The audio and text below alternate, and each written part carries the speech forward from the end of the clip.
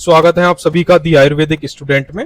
इस वीडियो में हम पढ़ने वाले हैं नवज्वर चिकित्सा के बारे में। ठीक है, इससे पहले जो ज्वर का बेसिक इंट्रोडक्शन है हमने लेक्चर 1 में कवर कर लिया है, उसको जरूर देखिए। अगर आप वो नहीं देखेंगे तो आगे आपको कुछ भी समझ में नहीं आएगा। ठीक है, तो उस लेक्चर को देखिए, उसके बाद ही नवज्वर और आगे के जो जीर्ण ज्वर है, नेत्र सन्निपात आगंतुक, उनको पढ़ना शुरू कीजिए। ठीक है, साथ ही में इसके नोट्स डाउनलोड करना चाहते हैं तो उसके लिए आप मेरा जो टेलीग्राम चैनल है उसका लिंक डिस्क्रिप्शन में है, वहां से आप इसको डाउनलोड कर सकते हैं। ठीक है, चलिए शुरू करते हैं नवज्वर। अब नवज्वर से आप यहाँ पे क्या समझ रहे हैं? नवज्वर से भी आपको लग रहा है कि नव मतलब नया, कोई ऐसा ज्वर जो अभी अभी आपको आया हो, ज्यादा पुराना ना हो, वही तो नवज्वर है। तो अगर इसकी परिभाषा की अगर हम बात करें तो ज्वर के जन्म दिन से 7 दिन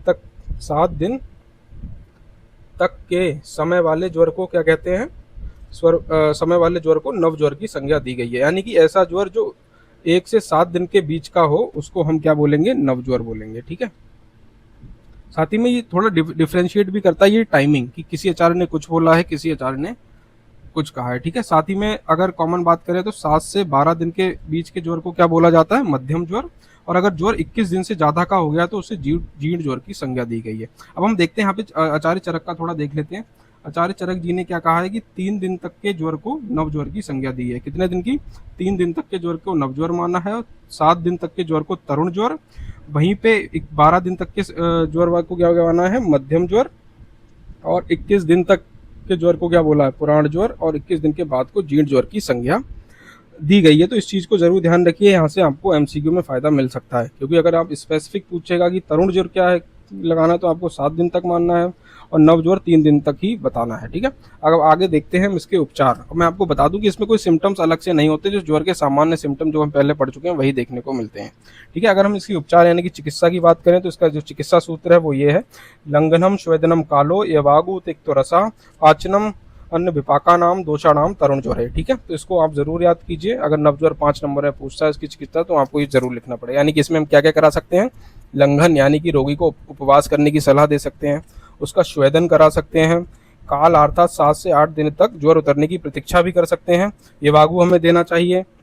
साथ ही में तिक्त रस युक्त औषधियों का सेवन कराना चाहिए, साथ ही में पाचक द्रव्यों का उपयोग भी उसे कराना चाहिए। समझ गया? तो ये इसकी ये चीजें हम इस ज्वर में कर सकते हैं। साथ ही में देखते हैं कि इस ज्वर में क्या क्या निषेध है, यानी कि ऐसी कौन सी चीजें हैं जो नहीं देना चाहिए। इसमें हमें कसाय रस का उपयोग नहीं देना चाहिए। मतलब अगर रोगी नवज्वर है, अगर उसे नया नया फीवर आया है तो हम उसे कसाई रस नहीं दे सकते, क्योंकि कसाई रस क्या है? स्तंभक होता है, जिससे आगे दोष को और ज्यादा बढ़ा के विषम ज्वर उत्पन्न कर सकता है। साथ ही में इसमें क्या क्या और निषेध है? इसमें दिन में सोना नहीं है, स्नान करना मना है, अभ्यंग करना, अन्न खाना, मैथुन करना, क्रोध करना, व्यायाम आदि जैसी चीजें इसमें निषेध है। समझ गए क्या क्या चीजें? यहाँ से एमसीक्यू बन सकता है भाई। कसाय रस पूछ सकता है कि बताओ, चार जो नवज्वर लिख देगा पूछेगा बताओ कौन से रस का निषेध है इसमें। ठीक है, तो इस चीज को जरूर ध्यान रखना भाई, कौन से रस का और कौन से रस के औषधियां इसमें देनी है। अब आगे देखते हैं हम इसका चिकित्सा व्यवस्था पत्र क्या है, यानी कि इसकी में क्या प्रिस्क्रिप्शन क्या देंगे आप अपने रोगी को। ठीक है, प्रिस्क्रिप्शन में सबसे पहले तो आप ऐसे 8 से 10 रस और बट्टी को याद कीजिए, साथ ही में 4 से 5 ऐसे क्वाथ याद कीजिए जो ज्वरनाशक हों। वही चीजें आप हर प्रिस्क्रिप्शन में आगे पीछे लिख सकते हैं अगर आपको कुछ स्पेसिफिक ध्यान नहीं आता है तो। ठीक है, अब हम इसके प्रिस्क्रिप्शन की बात करें तो क्या भोजन से पूर्व हम अपने रोगी को क्या देंगे? ज्वर धूमकेतु रस, साथ ही में संजीवनी बट्टी। कितनी मात्रा में? 500 mg, और संजीवनी बट्टी की 1 बट्टी देनी है सुबह शाम। किसके साथ? मधु के साथ। साथ ही में जब वो भोजन के बाद हमें क्या देना है? भोजन के बाद उसे गुड़ुच्यादि क्वाथ देना है। कितना देना है? 20 ml देना है भाई।